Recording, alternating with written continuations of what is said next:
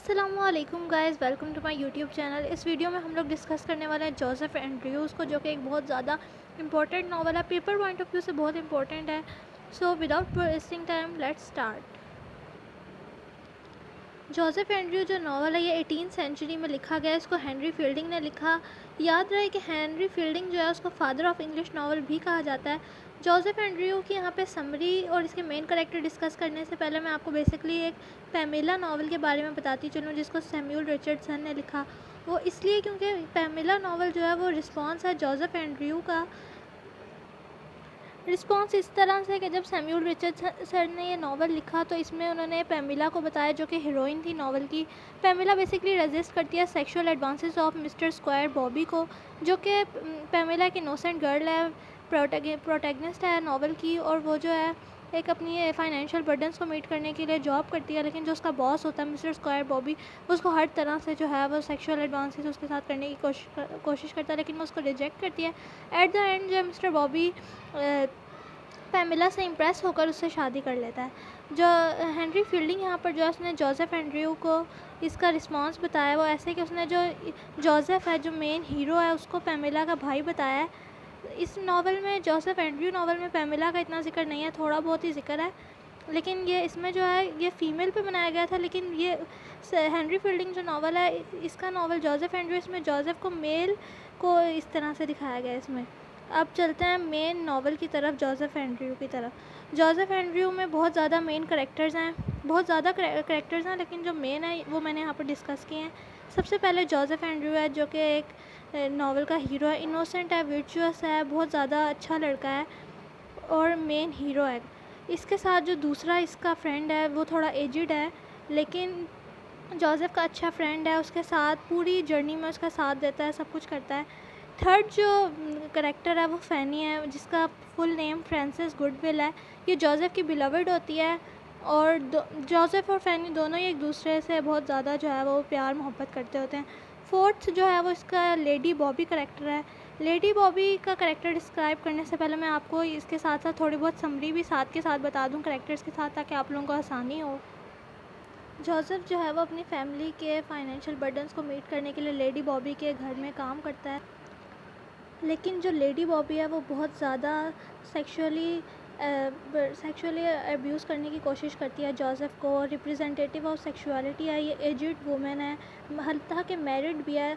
अपने हस्बैंड की डेथ के एक वीक बाद ही जो है ये जोसेफ पे खुल्लम खुल्ला अब अपने जो उसको सेड्यूस है वो करना स्टार्ट कर देती है।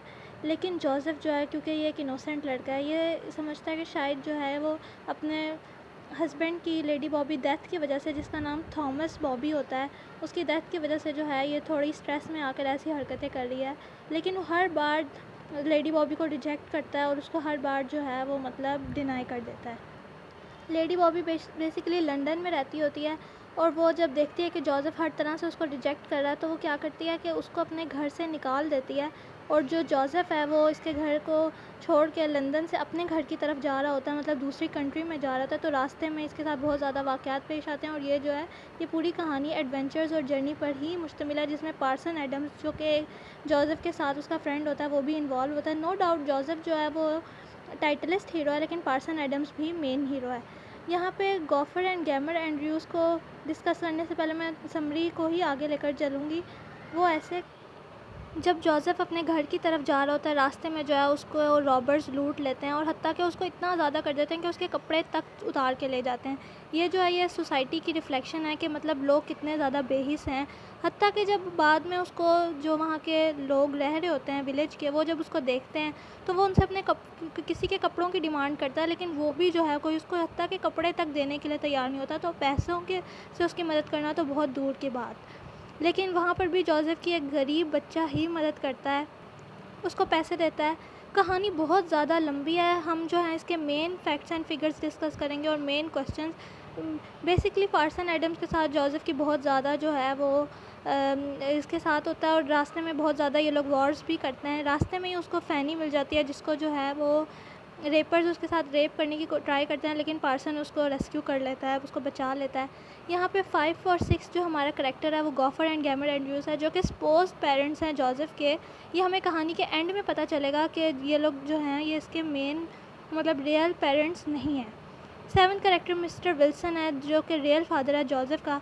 मैं यहाँ पे बताती चलूँ कि मिस्टर विल्सन की जो स्टोरी है वो एक डिग्रेशन स्टोरी है। डिग्रेशन बेसिकली हम उसको कहते हैं जब राइटर जो है वो एक मेन स्टोरी से तंग आ जाता है, मतलब मेन स्टोरी लिखते लिखते जो है वो बीच में रीडर्स को वैरायटी देने के लिए दूसरी स्टोरीज़ भी लिखता है। कभी कभार ये डिग्रेशंस जो होते हैं ये लिंक करते हैं स्टोरी से, कभी कभार नहीं करते। तो मिस्टर विल्सन की स्टोरी जो है वो भी एक डिग्रेशन की स्टोरी है। मिस्टर विल्सन जो है एक एजिड आदमी होता है और वो बताता है कि उसका बच्चा जो है कैसे वो बचपन में उससे खो गया था, लेकिन वो अपने बच्चे को जो है वो पहचान सकता है क्योंकि जो उसके चेस्ट है उस पर जो है एक स्ट्रॉबेरी मार्क है, उससे वो अपने बच्चे की आइडेंटिटी शो कर सकता है, उसको पहचान सकता है। यहाँ पर 8th 9th और 10th करेक्टर में जो मैंने होरेशियो, लेनारा और बेलार्मिन लिखा हुआ है आपको नहीं समझ आएंगे। ये भी डिग्रेशन के बेसिकली 3 मेन करेक्टर्स हैं। ये दूसरी डिग्रेशन है जो हेनरी फील्डिंग ने अपने स्टोरी में लिखी है।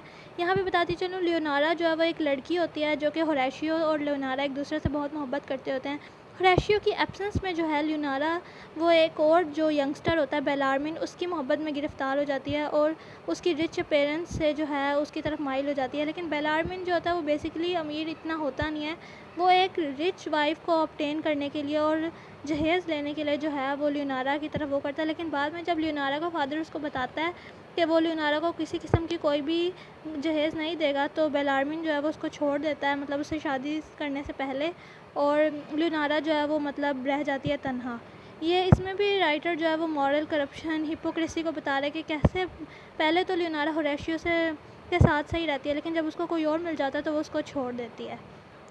यहाँ पर जोसेफ की जो समरी मैंने आपको पहले बताई थी, मैं उसी की तरफ चलूँगी डिग्रेशन के बाद, कि रास्ते में जोसेफ जो है वो इन लियोनारा की कहानी से भी वो मिलता है, मिस्टर विल्सन की कहानी भी उसे पता चलती है।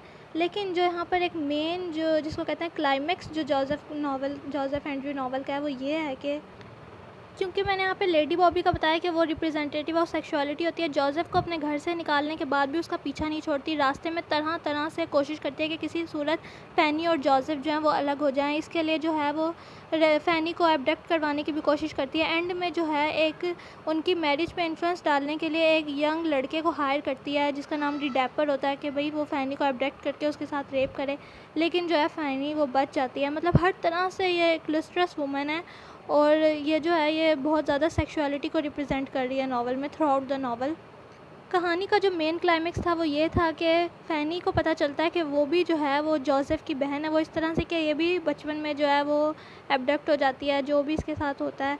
लेकिन बाद में उसको पता चलता है कि गॉफर एंड गैमर एंड्रयूज उसके रियल पेरेंट्स हैं। ये सुन के कि जोसेफ जो है वो उसका भाई है, फ़ैनी बेहोश हो जाती है। जोसेफ भी सदमे में रहता है, लेकिन बाद में इसको अगले ही दिन जो है मिस्टर विल्सन से इन लोगों की जो वो मिस्टर विल्सन इनको पहले अपनी स्टोरी बताता है। बाद में जोसेफ को रियलाइज़ होता है, उसके पेरेंट्स उसको इस बात का अदराक करते हैं कि भाई जोसेफ जो है वो रियल सन नहीं है गॉफर एंड गैमर एंड्रयूज़ का, जबकि वो मिस्टर विल्सन का रियल सन है, क्योंकि उसके चेस्ट पे जो स्ट्रॉबेरी मार्क था उससे ये आइडेंटिफाई होता है। और फिर जो है जोसेफ इट मीन्स के पेमेला और जो फ़ैनी है वो बायोलॉजिकल सिस्टर्स हैं और जोसेफ जो है वो फ़ैनी का ब्रदर नहीं होता। तो फिर इन दोनों की एंड में शादी हो जाती है, क्योंकि लेडी बॉबी जो है बहुत ज़्यादा लुस्ट्रस होती है, तो एंड में वो अपने लिए एक और कैप्टन ढूंढ देती है और वो उसके साथ हंसी खुशी रहने लग जाती है।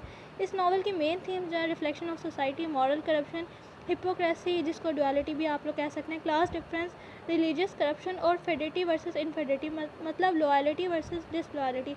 अगर आपको वीडियो पसंद आया है तो लाइक लाजमी करें। अल्लाह हाफिज़।